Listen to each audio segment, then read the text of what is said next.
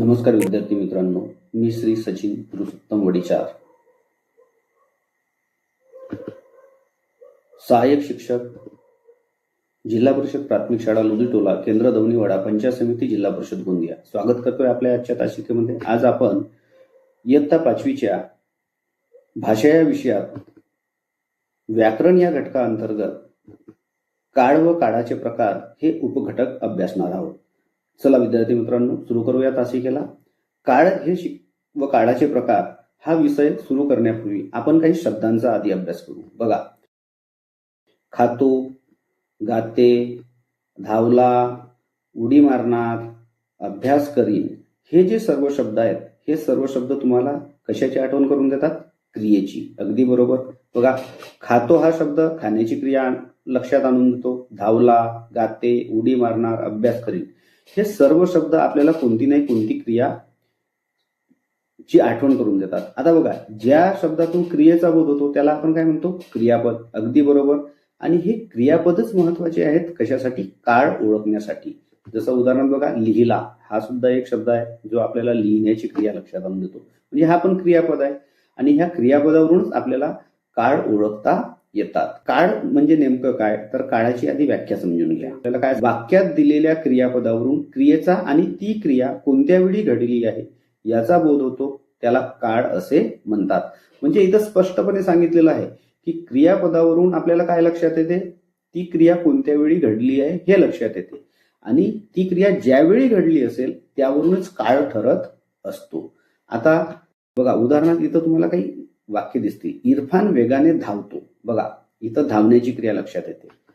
इरफान वेगाने धावला, इथं पण धावण्याची क्रिया आहे आणि इरफान वेगाने धावेल, इथं पण धावण्याची क्रिया आहे. पण धावतो, धावला, धावेल हे तिन्ही जे क्रियापद आहेत लाल अक्षरामध्ये जे तुम्हाला दिसतात ते वेगवेगळ्या काळातले क्रियापद आहेत आणि ह्या क्रियापदांचा कोणत्या वाक्यात उपयोग केलेला आहे त्यावरून लक्षात येईल की ते वाक्य कोणत्या काळातलं आहे. जसं धावतो आहे हा कोणत्या काळातला आहे, धावला हा क्रियापद कोणत्या काळासाठी वापरला जातो, धावेल हा क्रियापद कोणत्या काळासाठी वापरला जातो, ते आपल्याला पुढे काळाच्या या प्रकारामध्ये लक्षात येतील. चला ते पण बघा. काळाचे प्रमुख प्रकार किती आहेत? काळाचे प्रमुख प्रकार, क्रियापदाच्या रूपावरून काळाची विभागणी प्रमुख 3 प्रकारात केली जाते. म्हणजे काळाचे प्रकार किती आहेत? 3. कोणते? पहिला प्रकार बघा, वर्तमान काळ, त्याला आपण प्रेझेंट टेन्स म्हणतो.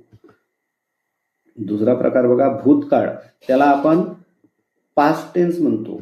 आणि तिसरा एक प्रकार आहे भविष्यकाळ, ज्याला आपण फ्युचर टेन्स म्हणतो. अगदी सोपं आहे.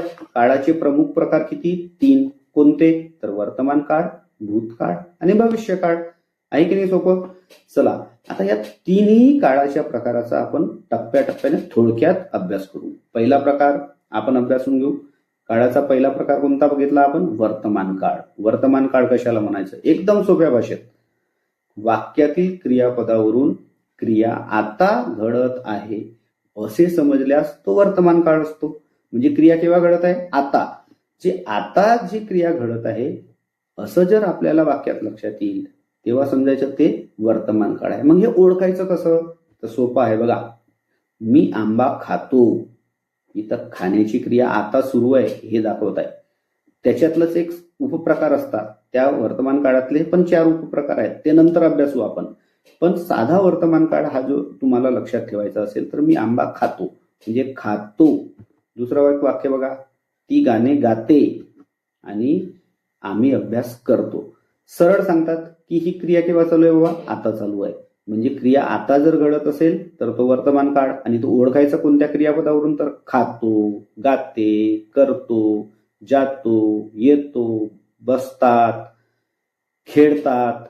बघा, तात, तो, ते, हे जे क्रियापद आहेत ज्या क्रियापदांच्या शेवटी अशा प्रकारचे अक्षर येतात, तो, ते, तात, तेव्हा समजायचं की ते वर्तमान काळातलं वाक्य आहे.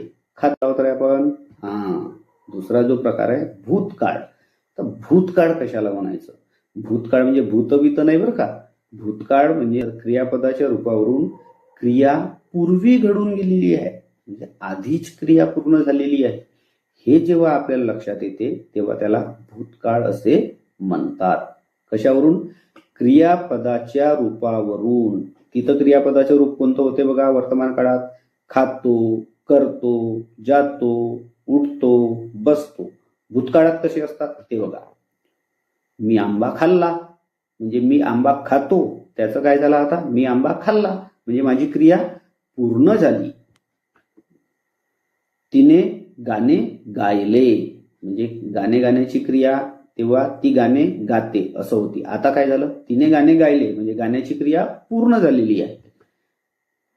आम्ही अभ्यास केला, अभ्यास करण्याची क्रिया इथं पूर्ण झाली, आधीच होऊन गेली आणि म्हणून त्याला म्हटलेलं आहे की आम्ही अभ्यास केला. बघा, खाल्ला, गायले, केला हे जे क्रियापद तुम्हाला दिसतात ते आपल्याला सांगतात की क्रिया पूर्ण होऊन गेलेली आहे, पूर्वीच होऊन गेलेली आहे. कसे ओळखायचे क्रियापद? खाल्ला, गायले, केला.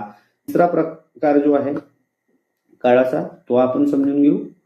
एकदम सोपा प्रकार आहे बघा, भविष्यकाळ. तिसरा जो काळाचा प्रमुख प्रकार आहे तो आहे भविष्यकाळ. भविष्यकाळ कशाला म्हणायचं रे? भविष्य माहित आहे तुम्हाला? भविष्य आता म्हणतो का आपण? भविष्य म्हणजे जे पुढे घडणार आहे त्याला आपण भविष्य म्हणतो. तेच सोपं आहे इथं की क्रियापदाच्या रूपावरून क्रिया पुढे भविष्यात घडेल असं जेव्हा लक्षात येते तेव्हा ते समजायचं भविष्यकाळ आहे.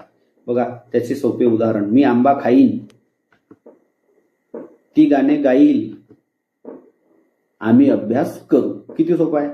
मी आंबा खाईन, खातोय का आता? नाही. खाऊन झालं का? नाही. तर मी खाणार आहे भविष्यात म्हणून त्याला म्हटलेलं आहे भविष्यकाळ. गाईल, मी पुढे गाणार आहे. आम्ही अभ्यास करू म्हणजे मी पुढे अभ्यास करणार आहे. आता करत आहो का? नाही. हे जे क्रियापदाची रूप आहेत, खाईन, गाईल, करू, जाणार, खेळणार, पत्र लिहिणार म्हणजे भविष्यात घडणाऱ्या क्रिया जर दर्शवत असतील तर ते समजायचं भविष्य. किती आता याची थोडीशी उजळणी करून घेऊ. बघा बरं, त्याचे काळ ओळख. बघा, राजेश पत्र लिहितो. किती कोणता काळ असेल? अगदी बरोबर बघा, वर्तमान काळ. दुसरं एक वाक्य बघा, विशाल पुस्तक वाचेल. वाचतोय का आता? नाही. भविष्यकाळ. आणि तिसरा प्रकार बघा, दीपकने चित्र काढले. चित्र काढण्याची क्रिया होऊन गेली म्हणजे कोणता काळ आहे? अगदी बरोबर, भूतकाळ.